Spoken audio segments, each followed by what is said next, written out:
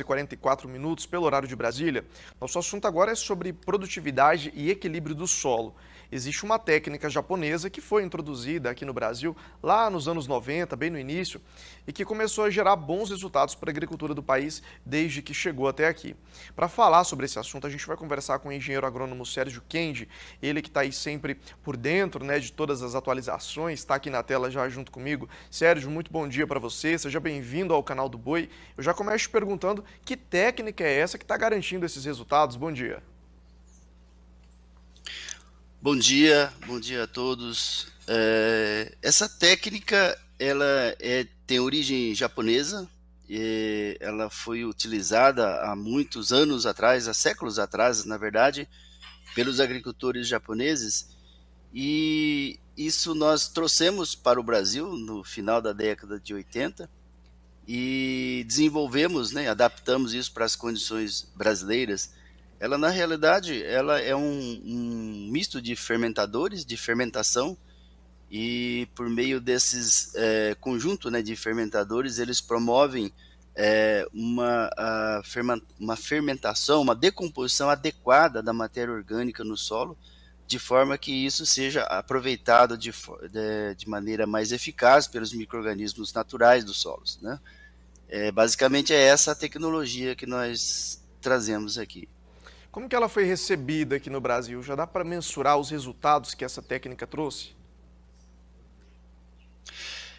Essa tecnologia, inicialmente, nós trouxemos com o propósito para uso próprio. Nossa organização, né, nossas empresas, elas são produtoras na realidade, e trouxemos para uso próprio, desenvolvemos para uso próprio durante muitos anos, né? E inicialmente era mais dedicado a hortaliças e fruticultura. Porém, de uns anos, né, de uns últimos 10 anos, vendo aí os grandes benefícios que essa tecnologia poderia trazer para a agricultura brasileira, então resolvemos ofertá-la no mercado e tecnificá-la, né, e adequá-la para ser disponibilizada no mercado. E, surpreendentemente, todas as culturas vêm respondendo muito bem, mas especialmente na área de grãos, né, de soja, de milho, de algodão, vem respondendo de uma forma espetacular, com várias melhorias, né, nas características, principalmente nas qualidades de solo, na qualidade do sistema, com plantas mais responsivas, mais tolerantes ou mais resistentes nas intempéries, tanto climáticas quanto de ordem fitossanitária. Agora, Sérgio, outro destaque que você traz aqui para a gente é sobre bioinsumos, que tem aí o objetivo de impulsionar o uso de recursos biológicos. Como que isso está sendo trabalhado aqui no Brasil? Os bioinsumos, né, hoje, inclusive, é bastante difundido. Nós temos aí até um programa nacional específico para isso. Existem várias ações governamentais, também da iniciativa privada, nesse sentido. Os insumos biológicos, eles têm se mostrado uma excelente ferramenta, uma ferramenta muito eficaz para impulsionar as propriedades biológicas que já existem no solo, né? Alguns bioinsumos também têm a proposta de reforçar determinadas espécies que já estão presentes no solo, mas impulsionando, né, através do aumento da população dessas espécies, os efeitos que elas proporcionam, né?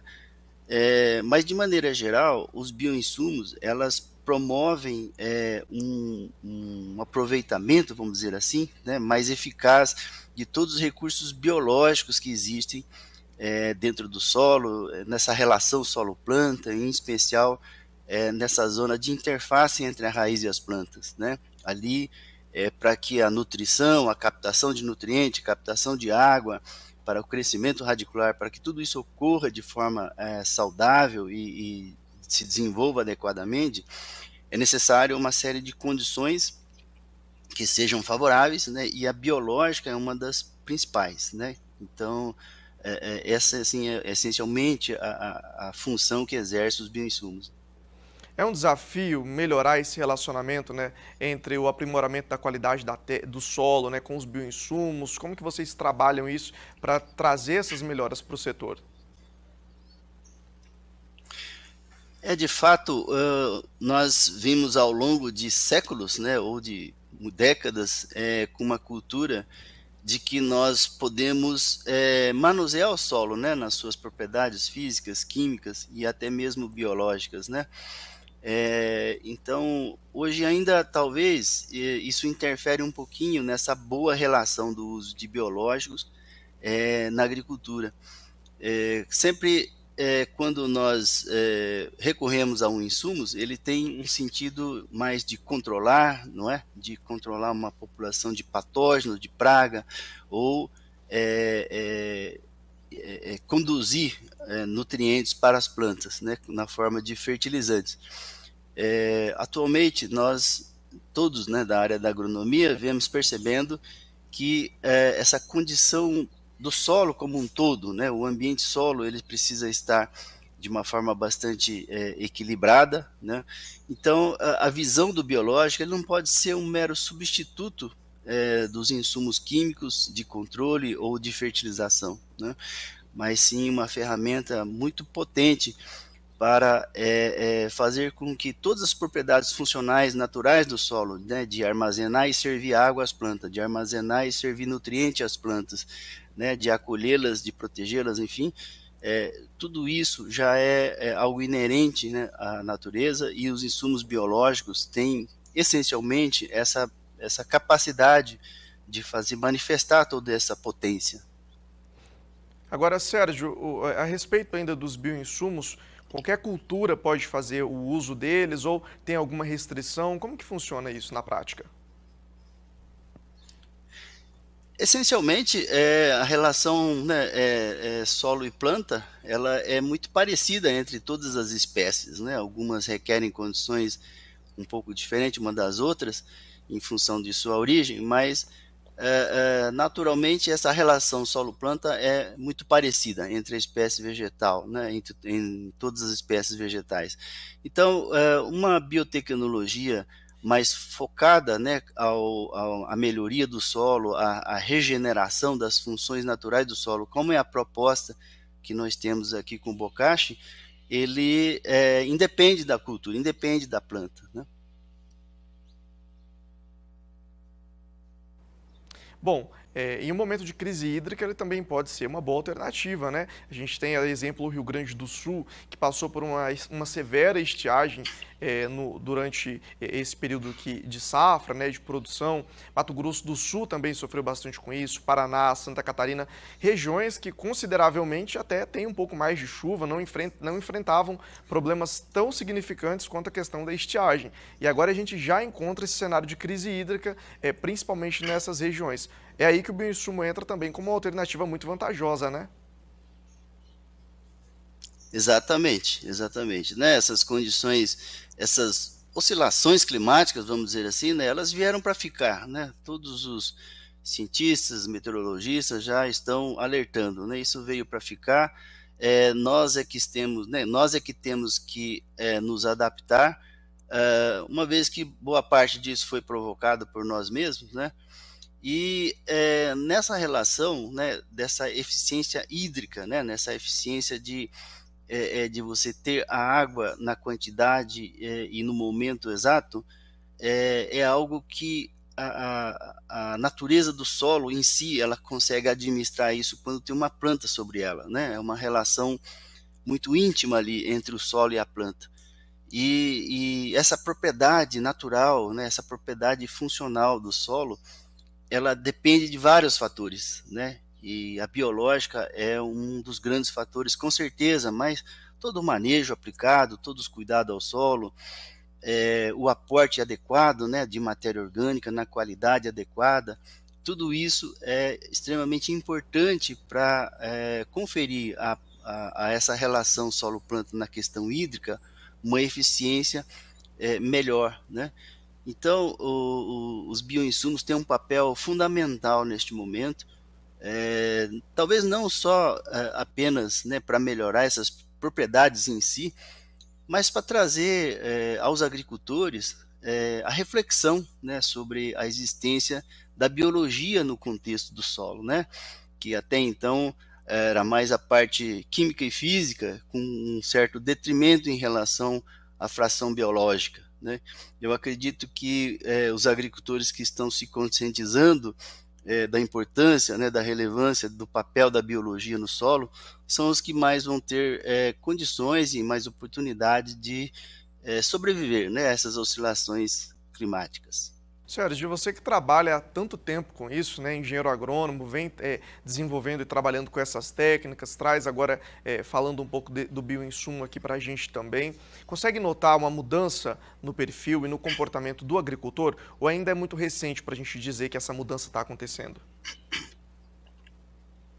Não acho que é pouco não essa mudança, né? Essas mudanças vêm ocorrendo de forma significativa. É claro que existe ainda vários níveis, né, nessas mudanças, muitos ainda estão no processo inicial, né, da mudança, outros já estão mais avançados. Então nós temos ainda muitos agricultores que estão se adentrando recentemente nesse universo do biológico, então ainda enxergam o biológico como sendo um insumo a mais, né? Então às vezes no momento da aplicação acaba se misturando, né, com outros produtos de natureza química e pode ocorrer ali uma incompatibilidade, né? Então os biológicos eles requerem um cuidado especial, eles até agradecem muito, respondem muito mais em aplicações exclusivas, né? Então esse é um passo a passo, né? Mas felizmente nós já temos aí muitos agricultores, inclusive já alguns grupos bastante renomados de agricultores que estão muito mais avançados, muito mais sensibilizados, né, com o papel da biologia dentro desse sistema solo-planta e claro que eles são os que estão colhendo os resultados mais efetivos, né? O que a gente pode esperar do agronegócio, principalmente da agricultura do futuro? Eu acredito muito, principalmente nós que estamos nessa faixa tropical, onde a natureza é mais intensa, a produção primária é mais intensa, então com certeza nós vamos ser um grande exemplo para o mundo, né? Uma demonstração de como conviver harmoniosamente com a natureza e produzir mais, né? E a agricultura brasileira, o agronegócio brasileiro vem demonstrando passos firmes nesse sentido. A ciência, através das nossas instituições de pesquisas, né, as nossas universidades, as nossas Embrapas, vem demonstrando, vem apresentando, né, oportunidades e opções cada vez mais inteligentes, cada vez mais alinhadas com o comportamento ou as propriedades da natureza, né? A agricultura brasileira com certeza vai ser uma das agriculturas mais modernas e eficazes do mundo, isso é o meu sentimento hoje. Ô Sérgio, eu peço para você destacar para a gente mais uma vez a importância, né, da qualidade do solo para o desenvolvimento das atividades agrícolas aqui no Brasil. Eu acho que assim o cenário atual está sendo bastante importante, né, para essas percepções que talvez até o momento nós tínhamos uma situação mais tranquila, né, em relação, por exemplo, aos fertilizantes, e agora com esse novo cenário o fertilizante passa a ser um item de preocupação, até os próprios combustíveis, os agroquímicos de forma geral, né?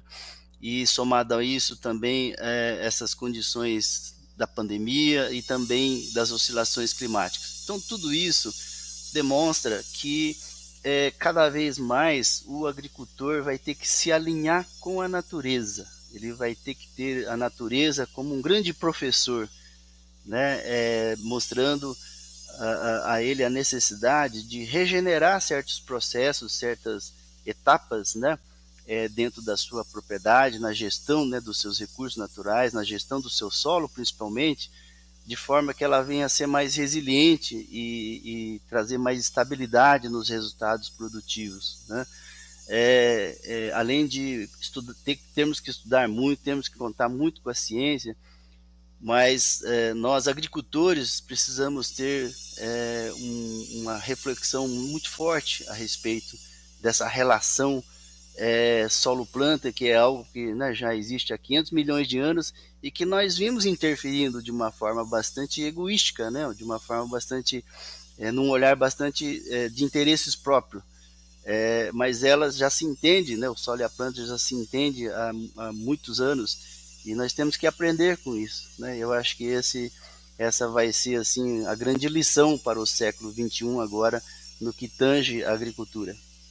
São os novos rumos da agricultura aqui no Brasil. Sérgio, obrigado pela sua participação com a gente aqui no Bom Dia Produtor, viu? Um bom dia para todos, muito obrigado e parabéns aí pelo trabalho de vocês. Um abraço, tchau, tchau. São 8